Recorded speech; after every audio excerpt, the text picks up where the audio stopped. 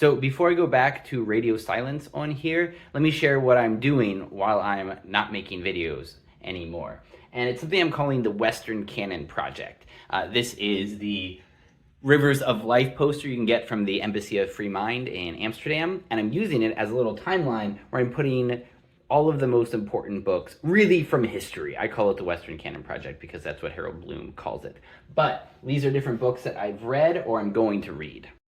And so what I do is I come here to my little reading bed in the corner of my office, and here are all of the books that I'm working on now. And I really started this because I wanted to get back into studying Shakespeare. And I just happened to have found in Uncle Buck's library, The Western Canon by Harold Bloom. And it's a great look at just what are some of the most important books. He has a list in the back that I like. And I've read a lot of them, and I realized I need to read more of them. I want a bigger knowledge of this important literature. And so not only am I proud to say I did just finish my study of Measure for Measure, and I've already done a video about how I study through a Shakespeare play, but if you want, I could add it in the comments maybe.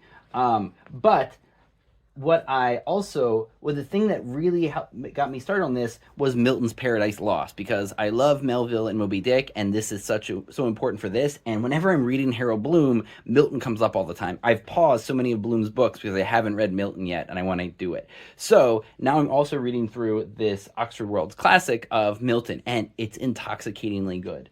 And so every day I come here and I try to work through some of these books, many of which I've started years ago, like the Histories by Herodotus. I have that new feminist take on Ovid's Metamorphoses from my girlfriend Diana that's really good. And as well as Goethe's Faust, and a copy of The Inferno by Pinsky, and Burton's Anatomy of Melancholy, and a Don Quixote I really like, and a new take on the Arabian Nights that's very well done. And so, as well as the Book of J, Harold Bloom, on how the author of the first books of the Bible about Yahweh, and how that was really written by a woman, maybe in King Solomon's court, and was really a satire on men. So that is a wonderful piece of work. And I'm also listening to audiobooks of the more modern stuff. Like the earliest stuff I'm listening to is probably the 1800s. But it's been great to listen to these novels from different times. For instance, I listened to The Betrothed by Manzoni from Italy. It is an Italian classic. It was so wonderful, and I had no idea it existed. And now I'm listening to Don Juan by Lord Byron, and he's a catty little bitch, and it's really funny to hear how modern that is. And so it's just really nice to be getting these classics into my head, and I can feel them helping me to grow as a thinking person. And just like I'm doing my spirituality project with the Classics of World Spirituality, which is by my real bed, I'm doing the Western Canon project here.